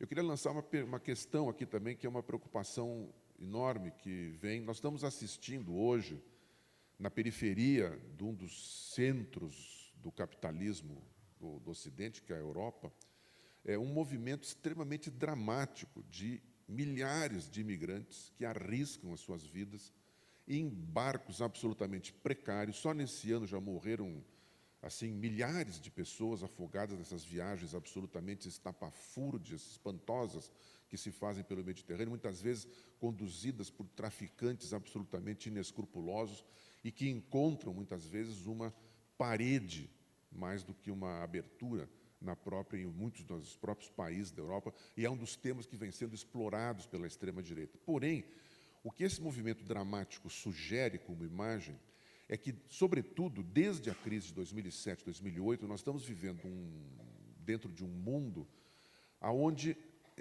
a perspectiva, muitas vezes, de alienação que é imposta sobre as pessoas cria a imagem de que pior do que ser explorado é não ser explorado. Porque, nesse momento, a pessoa fica sem ter nenhum lugar para construir a sua identidade, fica com a sensação de estar absolutamente marginalizada. E é uma coisa também que apareceu aqui, comentando a relação dos poderes públicos, no caso, com esses habitantes do espaço urbano, que aparentemente, pelo menos na percepção, não estão incluídos em nenhum processo produtivo. Quer dizer, eles estão vivendo à margem, aparentemente, de tudo, né? E que são sem teto, sem isso, sem aquilo, né? E que, muitas vezes, são até mesmo os sem identidade. Até o momento são essas as grandes preocupações. Eu peço perdão se eu me esqueci de citar alguma grande preocupação aqui, no momento que apareceram, e que eu pediria, então, que os debatedores comentassem. E agora eu vou tomar a liberdade de inverter a ordem. Eu vou passar a palavra primeiro para o professor prefeito Haddad, depois para o Guilherme e depois para o professor Harvey. Bem, começando pelo final, eu acho que as cidades não são o lugar do capital de um lado e da classe trabalhadora do outro apenas. Tá? Evidentemente que eu concordo com a tese de que nós estamos ainda habituados a pensar a classe trabalhadora como o operário industrial. E isso é um equívoco, inclusive, do ponto de vista teórico, né, valendo-nos da teoria marxista clássica. O Marx nunca disse isso. Né? Obviamente que o trabalhador industrial sempre habitou a imaginação daqueles que queriam, a partir do local de trabalho, organizar os trabalhadores rumo a uma transformação radical. Até pela facilidade de como isso se dava.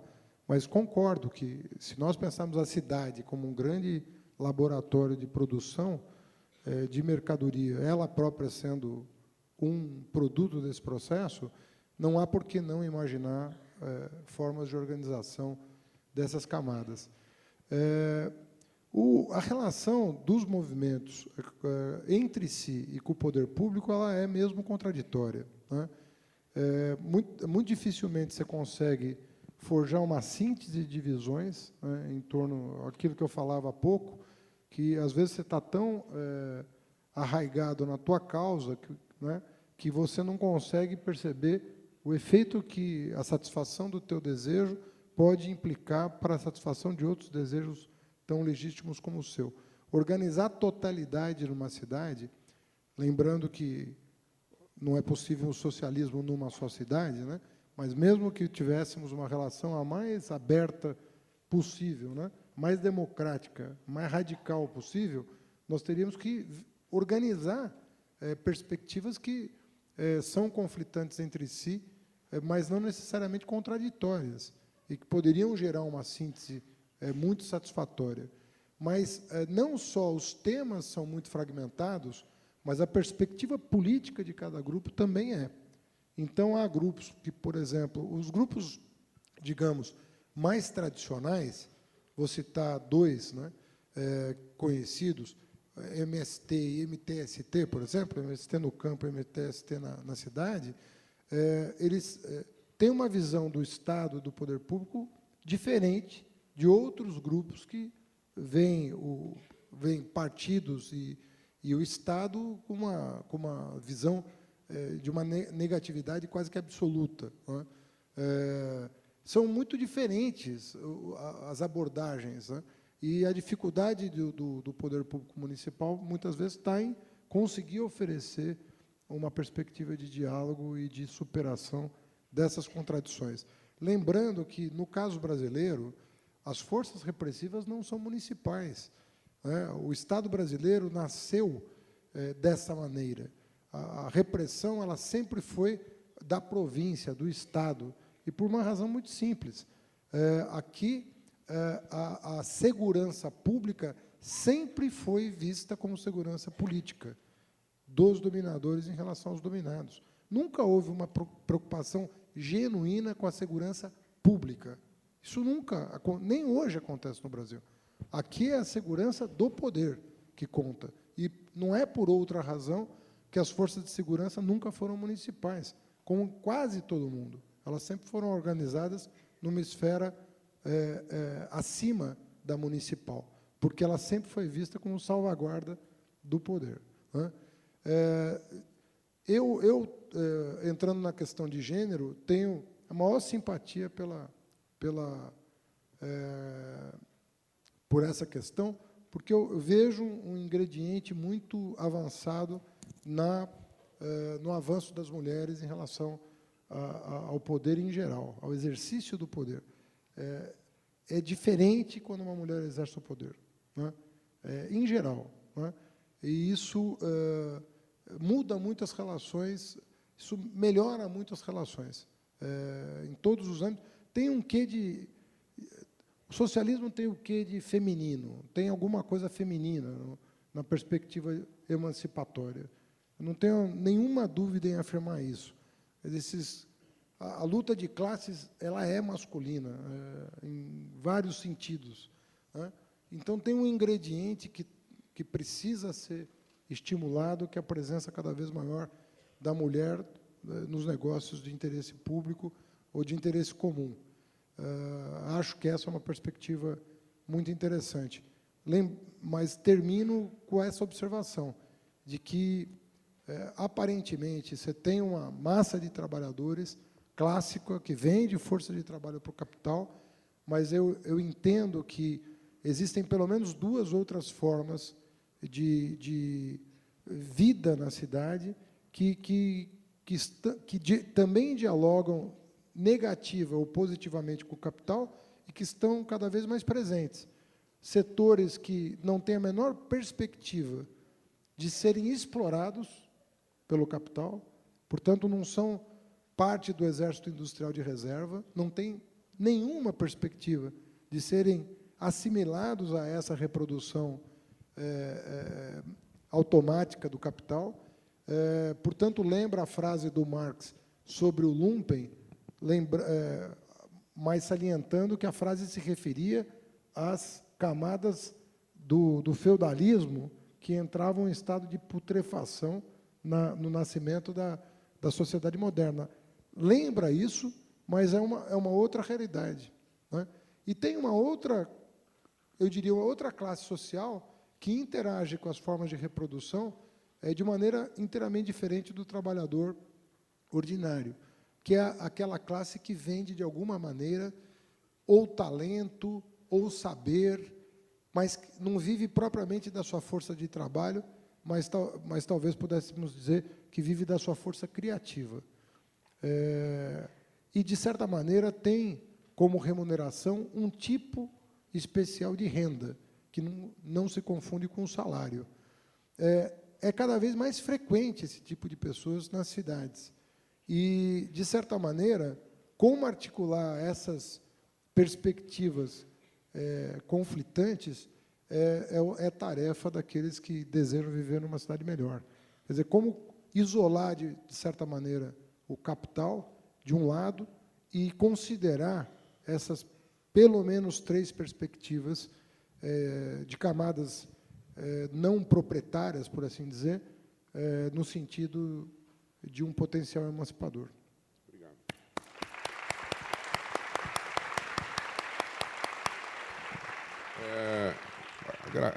Agradeço a manifestação aqui do professor e prefeito Haddad, porque um dos temas que foi levantado aqui com alguma frequência, que eu esqueci de mencionar na minha síntese, foi justamente a preocupação com a interatividade e os espaços culturais na cidade. Quer dizer, essa interação, diante do fato de que, muitas vezes, esses espaços estão sendo engolidos também por esse processo de reorganização. Não só com uma referência específica a São Paulo, mas isso está acontecendo no mundo inteiro, mesmo na cidade onde eu vivo, por exemplo, Berlim, né? Isso também é uma preocupação constante lá nesse tema. Professor Wisnik. Obrigado. Flávio, eu serei breve e vou me ater a uma das questões, das muitas que foram colocadas, e é justamente aquela questão que coloca perguntas sobre se nós estaríamos condenados a viver em cidades daqui no futuro, né? No presente e no futuro. E como, evidentemente, é uma pergunta sem resposta, eu vou replicá-la com outras perguntas. E a primeira coisa que eu faria e farei em relação a isso é transformar um pouco a pergunta na seguinte pergunta: será que nós estamos condenados a continuar construindo sempre cidades, né? Por que eu fiz essa alteração? Pelo seguinte: há 2 anos atrás, eu fui um dos curadores da Bienal de Arquitetura de São Paulo, né? E nessa Bienal, nós fizemos um deslocamento importante de abordagem da arquitetura para a cidade. Então, foi uma Bienal que procurou discutir, essencialmente, o fenômeno urbano.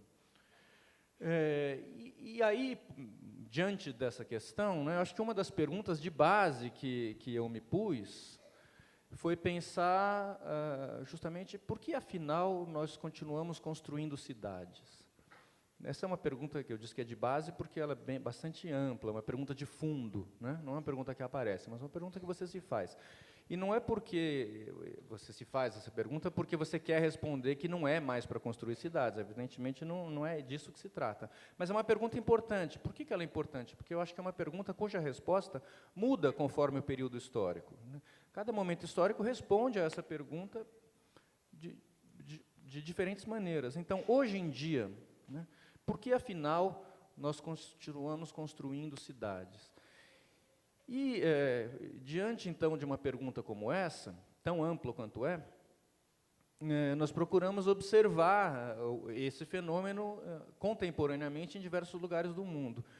E um dos lugares onde isso, um dos casos onde isso apareceu de uma maneira muito contundente, foi na China, justamente, no caso de uma cidade que até se tornou muito conhecida por isso, que é uma cidade fantasma, chamada Orduz Kangbashi. É uma cidade no norte da China, na província da Mongólia Interior, que por uma série de razões o governo chinês resolveu construir a cidade, né, como um entreposto local importante de poder político naquela região separatista, uma região rica em minério, mas construiu uma cidade, sede do poder político, mas uma cidade sem nenhuma sustentação econômica, porque o preço dos imóveis não é compatível com a renda das pessoas que vivem na região. Então, a cidade permaneceu fantasma. Ela foi construída para 1 milhão de habitantes e ela tem 5.000 habitantes. Né? E ela já está há 10 anos assim, então não é que é também tão novo. Então, diante de um fenômeno como esse, né, a gente fica procurando entender, e aí existe uma série de irracionalidades no processo que estão justamente ligadas à conexão entre capital financeiro e mercado imobiliário, que explicam situações como essa, se é que isso é explicável de alguma maneira. Mas, sem poder entrar nas razões disso agora, eu queria citar um depoimento que eu acho muito elucidativo. Quando nós pesquisamos isso, a gente encontrou um depoimento de um investidor imobiliário chinês, que mora em Pequim, mas que é dono de uma série de imóveis nessa cidade fantasma. Então, sendo entrevistado pela BBC ou pela Al Jazeera, agora eu não me lembro bem, era uma entrevista provocativa. O jornalista perguntava para ele, bom, você é um investidor imobiliário, você comprou uma série de imóveis nessa cidade, é uma cidade fantasma, você fez um mau negócio. E ele responde assim, muito, acho que ironicamente, mas ele responde, não, eu não fiz um mau negócio, eu fiz um bom negócio, eu investi numa cidade que não está sendo gasta, uma cidade que vai ficar nova para sempre. Então, diante de uma resposta como essa, que é uma resposta aterrorizante, né,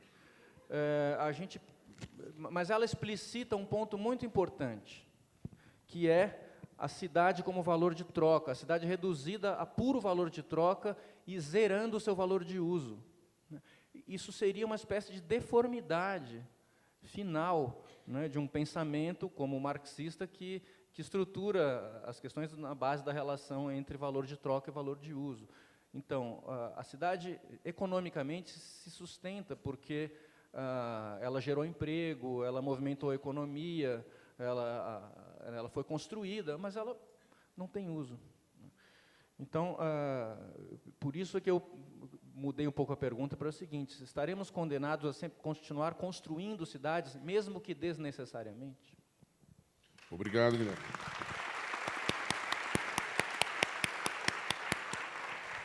Passo a palavra, então, ao professor Harvey. Bem, eu acho que deveríamos parar de construir cidades para as pessoas investirem e construir cidades para as pessoas morarem.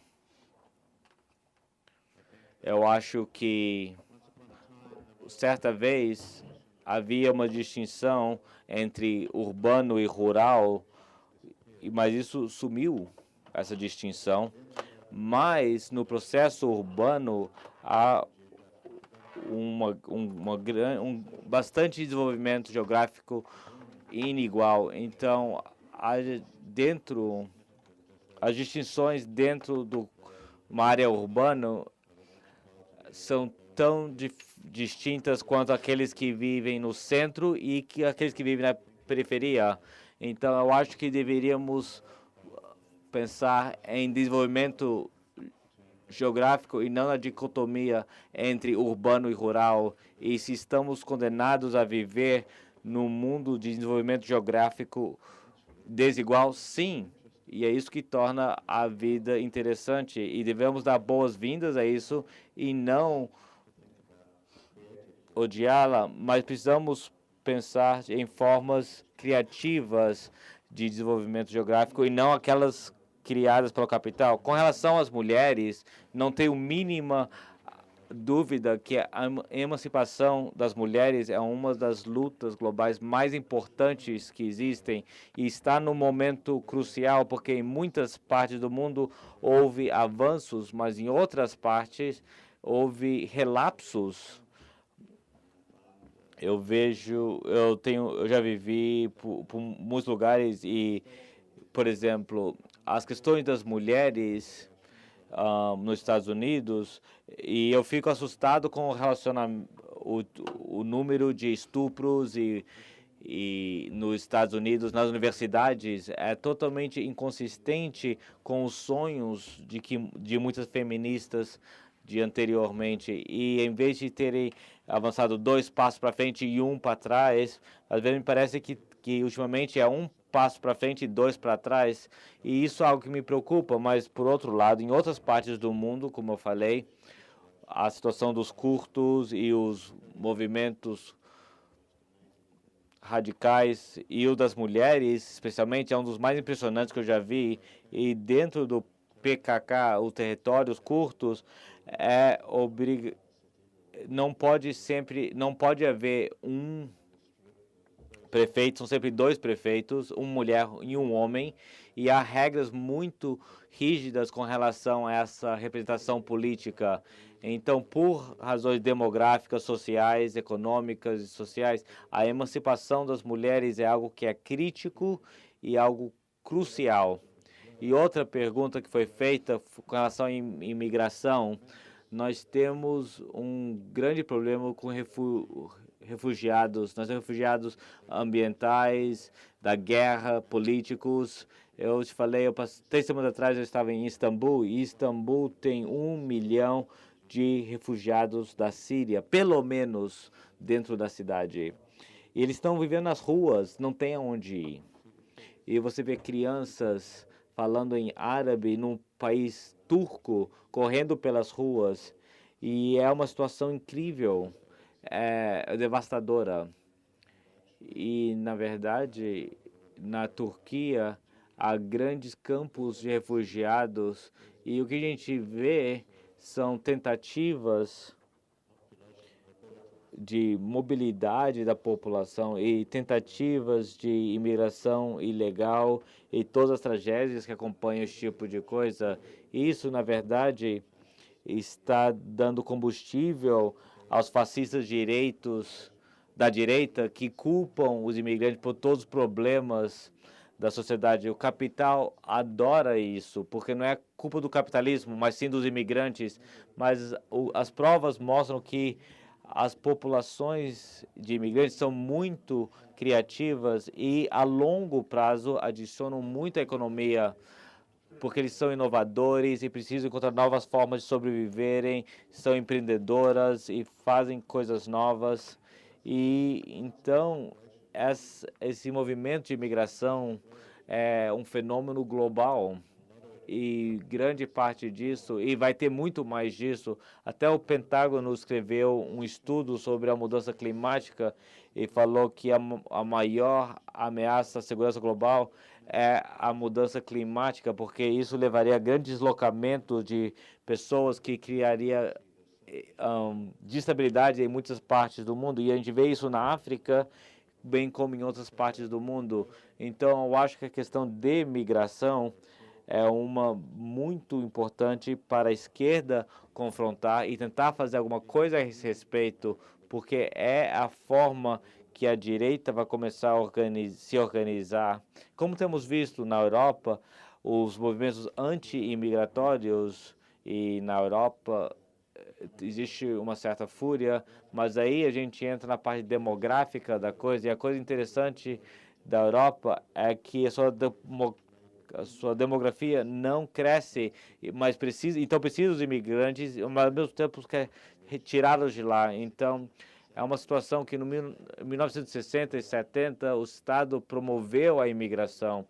Os alemães foram para a Turquia e promoveram a imigração, e aí, dada a reação social, tentaram parar com isso.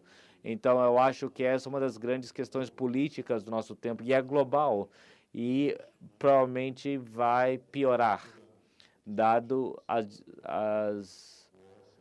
as guerras, perseguição política, os refugiados devido ao meio ambiente e a demografia de algumas partes do mundo estão crescendo muito rapidamente e outras partes do mundo não têm crescimento nenhum. Isso inclui o Japão, Itália e muitos outros países como estes.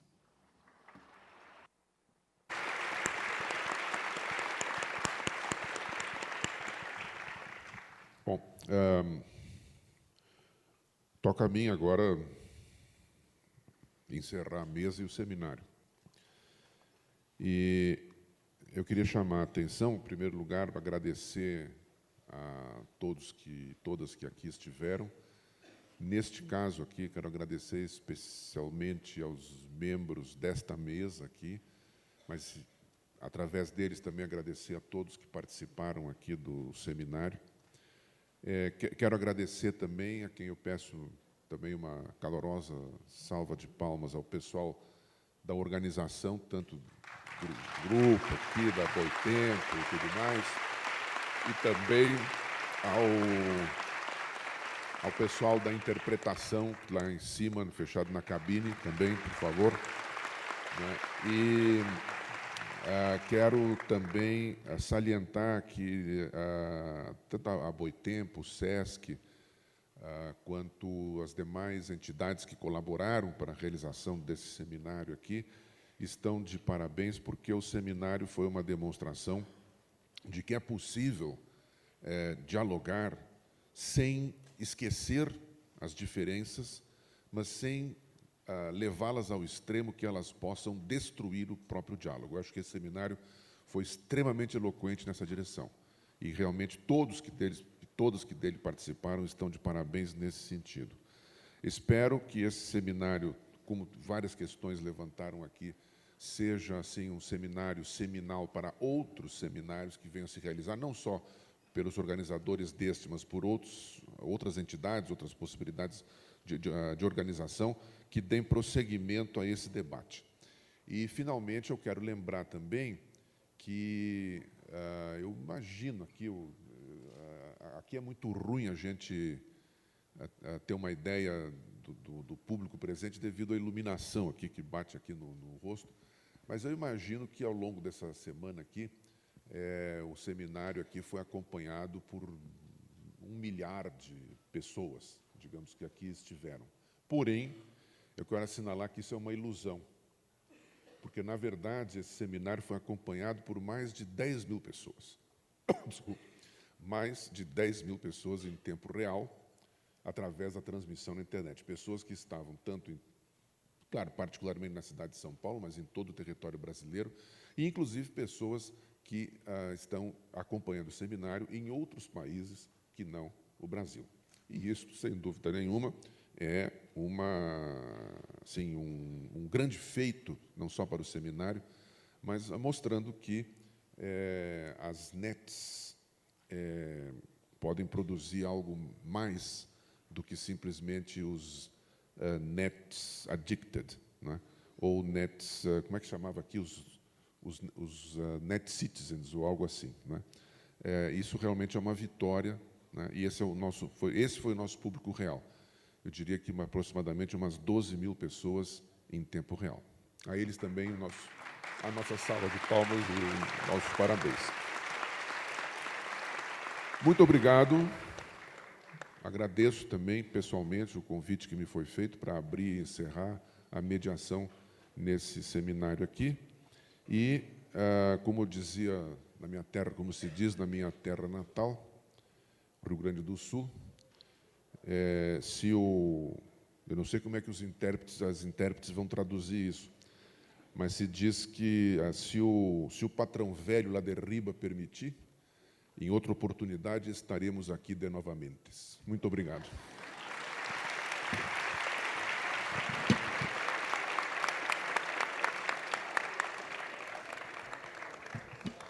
Mais uma palavrinha aqui, peraí. Só um agradecimento geral à participação de todos.